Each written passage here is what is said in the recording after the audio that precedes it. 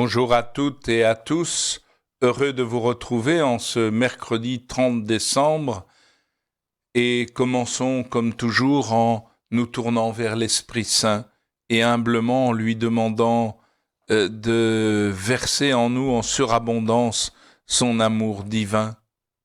Oui, car comme le dit Paul, l'amour de Dieu a été répandu dans nos cœurs par l'Esprit Saint qui nous a été donné, et cet amour, il continue à porter son fruit sous la conduite de l'Esprit Saint, car pour devenir des saints, nous devons nous laisser habiter et conduire par l'Esprit Saint. Celui-ci doit devenir notre ami, celui avec qui nous vivons en communion en permanence, et celui que nous laissons à qui nous laissons le soin de nous conduire à chaque instant. La première lecture est tirée de la première lettre de Saint Jean. Nous continuons la lecture de cette lettre. Et là, vous allez voir une insistance.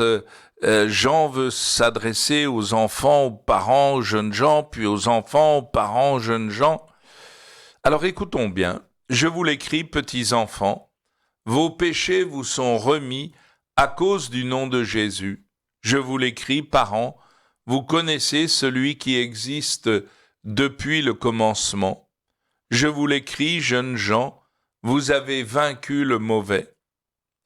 Eh bien, dans cette première interpellation, vous avez vos péchés sont remis, vous connaissez celui qui existe depuis le commencement et vous avez vaincu le mauvais.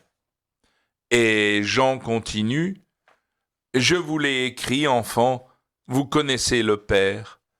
Je vous l'ai écrit, parents, vous connaissez celui qui existe depuis le commencement.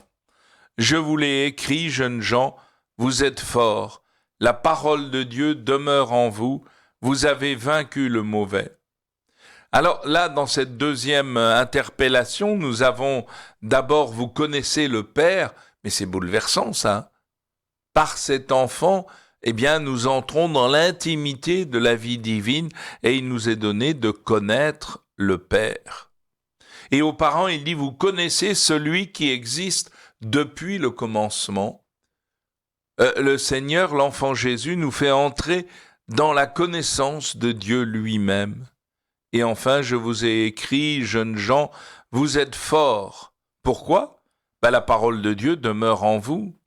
Eh bien, il faut vraiment que la parole demeure en nous véritablement, que nous nous laissions habiter par la parole, car alors la parole va nous transformer, nous transfigurer.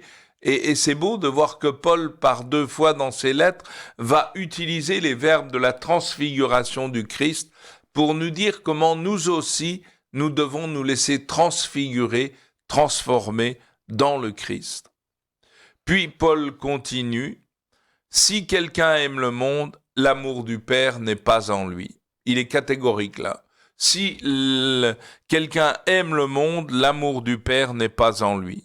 Tout ce qu'il y a dans le monde, la convoitise de la chair, la convoitise des yeux, l'arrogance de la richesse, tout cela ne vient pas du Père, mais du monde.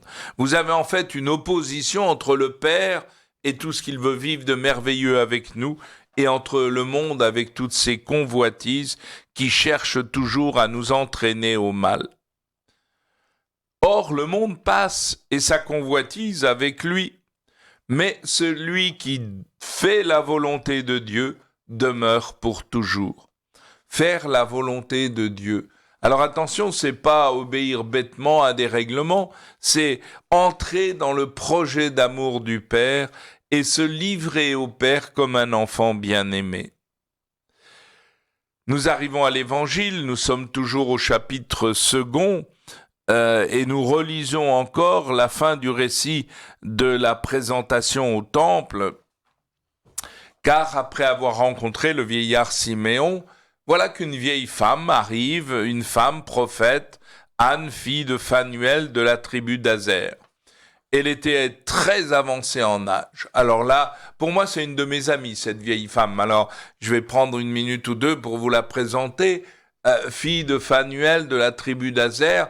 Et elle a 7 fois 12 comme âge, c'est-à-dire 7, c'est un chiffre de plénitude, 12 également.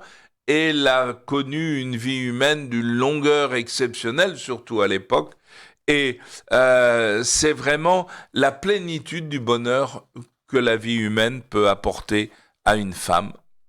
Et puis on nous dit qu'elle avait été mariée 7 ans.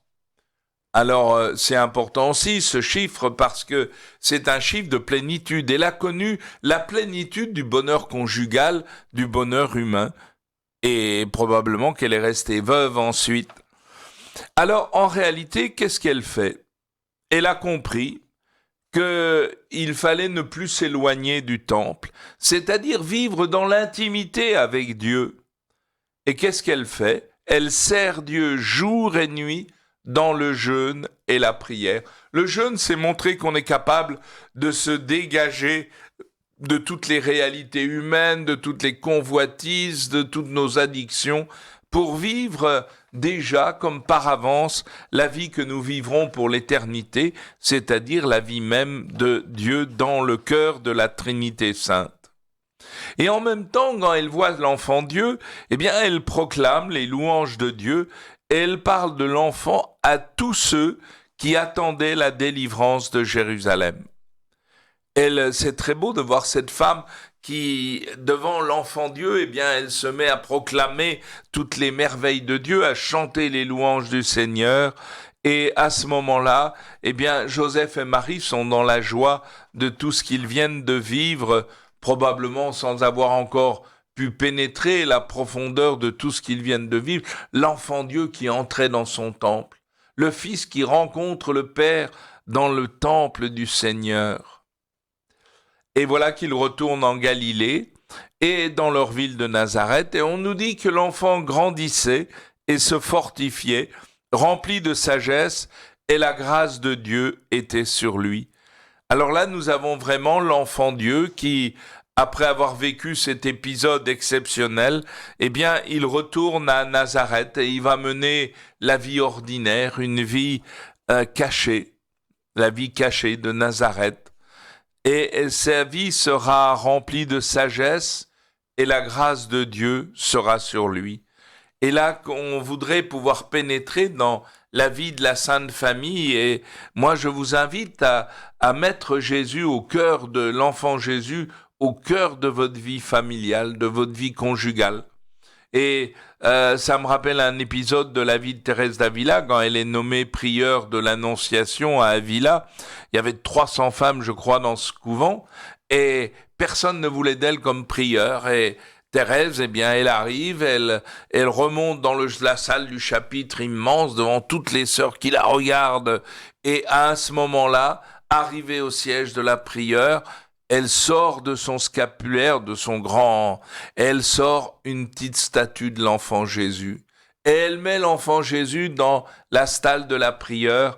Elle se tourne vers les sœurs en disant « Mesdames, c'est lui qui sera votre supérieur. » Et du coup, elle s'est mis toutes ces femmes dans sa poche. Eh bien, moi, je crois aussi, si vraiment nous mettions l'enfant Dieu au cœur de nos vies de famille, au cœur de nos vies professionnelles, eh bien, au cœur de nos vies ecclésiales aussi, eh bien, l'Église irait beaucoup mieux et notre monde aussi. Je vous souhaite une belle journée avec le Seigneur et dans l'intimité de l'Esprit Saint.